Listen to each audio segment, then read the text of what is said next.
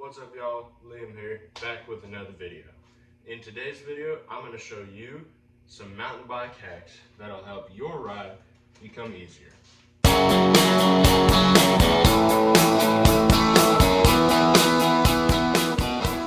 every mountain biker knows that weight is a huge deal when you're riding uphill especially. So the thing that you're going to want to do first is start by decreasing your weight. Make your bike as light as possible. So we can start by removing a couple things. Start off by taking your seat post out, the whole thing, and then throw it off. You don't need it. If you're riding, you want your bike to be as light as possible, and you also want to have more control without the seat getting in your way. So you don't even need a seat for your bike. There's no point in having it. When you're going downhill, you're not going to use it anyway, and you want your bike to be as light as possible. So just take it off. Alright, second thing we're going to do, you're going to need your Allen wrench, and we're going to upgrade our handlebars here by taking your key and using it to remove your grips. Alright, once both your grips are removed, you can toss them to the side because you don't need them anymore. Instead of grips, what you're going to use is you're going to use a nice set of mountain biking gloves that gives you better grip than those stupid handlebar grips ever did, because they are super heavy rubber, and if you're going uphill, you don't want to be having to carry that extra weight of those grips. Instead, you're going to want to get yourself some nice gloves. That way, you will never slip again when you try to go for your mountain bike. Okay, the next thing that you're going to do to decrease weight is you're going to take your side cutters, and actually these new mountain biking wheels are made so strong that you can actually remove up to half of the spokes on the wheel before it does any damage to your bike. So instead of taking off your spokes using a spokes wrench like a normal person, you're going to take your side cutters and you're going to clip them off. Your next step, what you're going to do is after you've clipped your spokes, you're going to actually remove your set of wheels, both of them, from your bike, because you're going to do an upgrade to your tires. Now this is the part that you're going to need your tire lever for, because as soon as you do this, you're going to take your tire off and you're going to make your tires tubeless. In order to do that, you don't have to do anything at all. You don't have to prime them, you don't have to get tape in your rims, you don't have to have tubeless ready tires. All tires are tubeless ready. All you have to do is remove the tube. So that's what I'm going to do here now.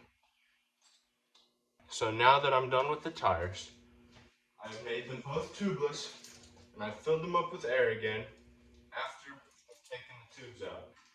And then after you take the tubes out, just put your tires right back on. Now that we're done converting our tires into tubeless tires, what you're actually going to do is you're going to take the axle out of both the front and the rear tires. And you may ask, but won't it fall out? The front one will, yes. However, you should be good enough at wheelies to where you don't even need the front tire. The rear tire will keep itself on because the derailleur attaches to the sprocket on the back of your tire. You can also remove your front brake, which you won't need because it increases your chances of flipping over your handlebars. You can also remove your front sprocket on your crankshaft here, because all that does is, why do you need more gears?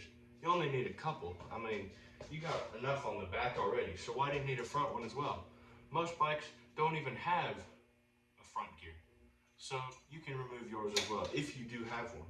Here's a couple more things that I didn't mention and didn't do today.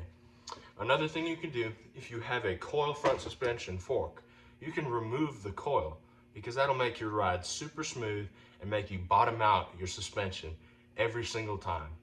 And that's really good for your bike if you didn't know. Another thing you can do is you can remove your pedals. You see these little pins sticking up here? All they do is hinder your ride. And if you slip, it can slam into your shin and tear up your shin. You don't even know how many times, well, you probably do know. If you're a mountain biker, you probably do know how much those pins come and slam into your shins on your ride. So, to make that better, you can take a little file and you can file down all of these pins on your pedals and even file down all the ridges to make it completely flat, because then if it slips, your shins won't be hurt at all. You could even not wear a helmet while doing a downhill course because it makes you more aerodynamic and more streamlined and give you more of a view to see where you're going. And another thing to make your bike super aerodynamic and super light is you can actually take a drill and put a little bit into it. Something roughly about, about this size, just a small drill bit, and even something as small as this one. Take some small bits and drill holes all over your bike frame, because the frame is just so heavy and it doesn't need that much. As long as you don't drill on the support of the frame and only drill into the sides of it, you'll be completely okay. You can remove, like the spokes, you can remove up to half of the frame by drilling holes into it without anything happening. So hopefully these tips are helpful. I'll see you in the next video. Disclaimer, this video is entirely satirical. If you're a new mountain biker, do not listen to a single thing I just said. These will mess up your bike and potentially land you in the hospital. So, yeah, don't do them. Unless you want to go to the hospital. But I don't know why you'd want that. All right, see you in the next one.